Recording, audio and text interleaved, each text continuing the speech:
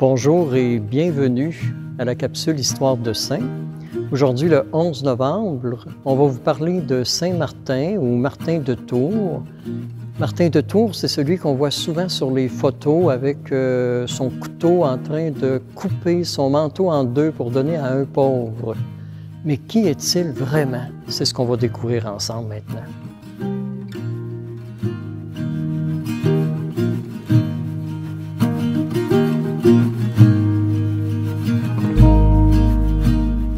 Martin de Tours, on n'en sait pas beaucoup de réalité en ce qui concerne l'ensemble de sa vie, mais il a vécu à une époque de l'Église qui est une époque charnière dans l'histoire.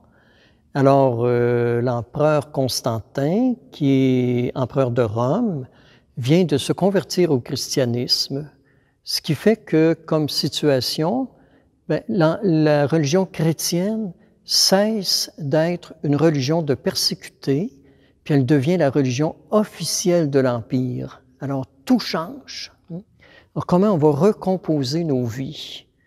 Un soldat, par exemple, n'a plus le droit de tuer. Fait qu'il n'a pas le droit d'aller à la guerre. Donc, ça donne un soldat qui n'est pas capable d'aller à la guerre. Alors, il devient gardien de frontières du pays et il devient constructeur de ponts. Il y a toutes sortes de réalités qui ressemblent à ça. Mais on risque de se faire envahir par tout le monde. Alors arrive à ce moment-là, confrère d'époque de Martin de Tours, Saint Augustin. Saint Augustin dira, un soldat n'a pas le droit de tuer, mais il est obligé de défendre les veuves et les enfants. Alors je vous dis ça parce que Martin de Tours, il est soldat.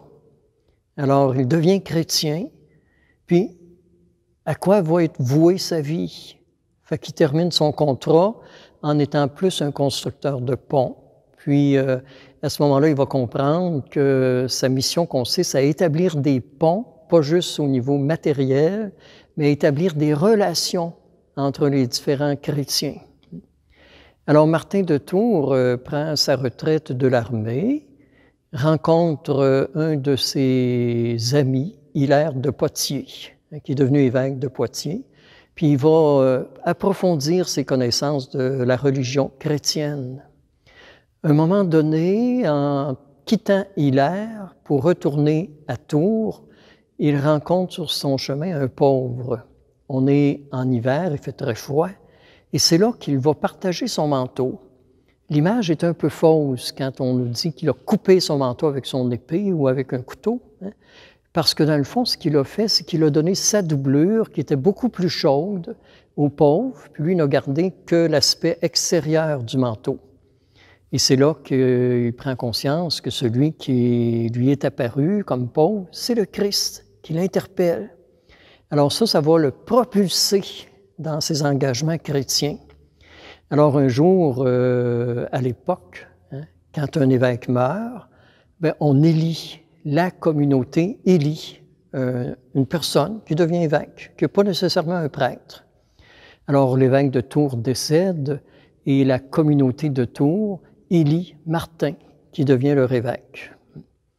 Et Martin, pour être sûr d'être sur les bonnes voies, avec tout son clergé, les invite tous à venir vivre avec lui et on vit une vie monastique, tous les prêtres ensemble. Puis, quand arrivent les week-ends, le dimanche, là, il envoie ses prêtres à tour de rôle, à droite et à gauche, dans les différentes villes du diocèse, pour aller faire le ministère. Puis, ils reviennent tous passer la semaine avec lui à l'évêché. Mais à un moment donné, Martin réalise que, quelque part, les gens ne s'habituent pas à développer leur vie chrétienne.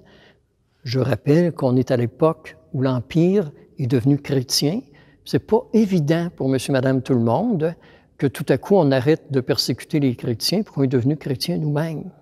Alors c'est compliqué cette affaire-là. Alors qu'est-ce qu'on va faire? Et c'est là que Martin établit une nouvelle façon de faire en incitant ses prêtres à aller demeurer dans les différentes villes. On a le début des paroisses.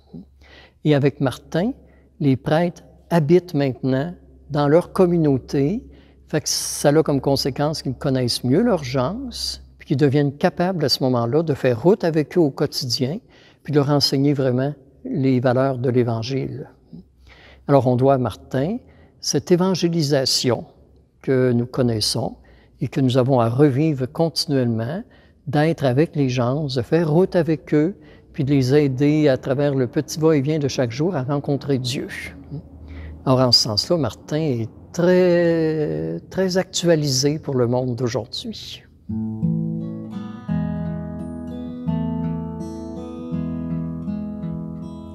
Soyons ce que nous devons être, et nous verrons paraître des germes d'avenir. Soyons ce que nous devons être, et nous pourrons renaître au souffle de l'Esprit. C'est entrer dans le dessein de Dieu que de risquer la route où nous devons marcher. C'est entrer dans le dessein de Dieu que de chercher la source où nous pourrons puiser. C'est grandir dans le jardin de Dieu que de prendre racine où nous sommes plantés. C'est grandir dans le jardin de Dieu que d'être sur sa vigne des tiges bien branchées. Soyons ce que nous devons être, et nous verrons paraître des germes d'avenir. Soyons ce que nous devons être, et nous pourrons renaître au souffle de l'Esprit.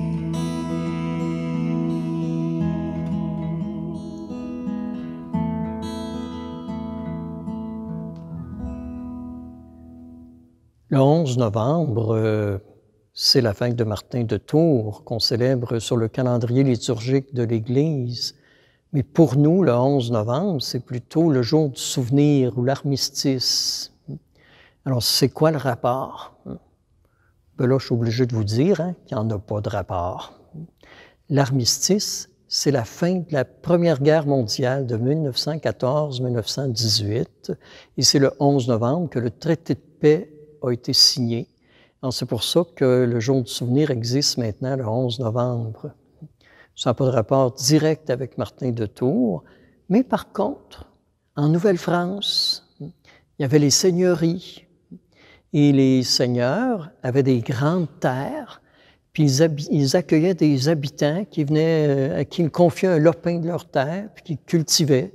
Puis le 11 novembre, à la fête de Saint-Martin, ben, les gens qui avaient des lopins de terre devaient remettre 1/10 de leur récolte à leur seigneur, en reconnaissance pour tout ce qu'ils avaient reçu et la gratuité avec laquelle ils étaient accueillis sur leur terre.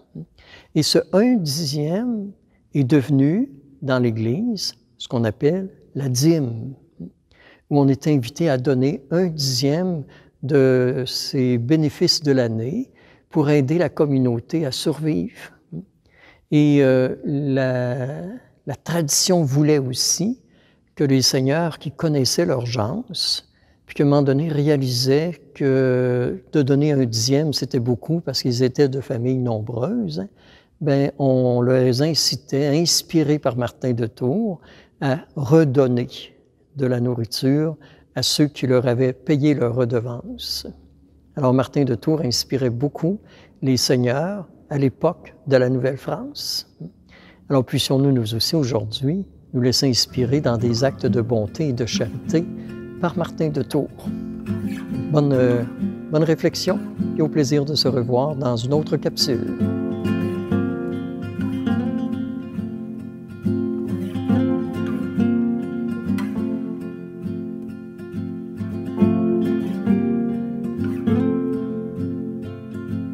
Amen.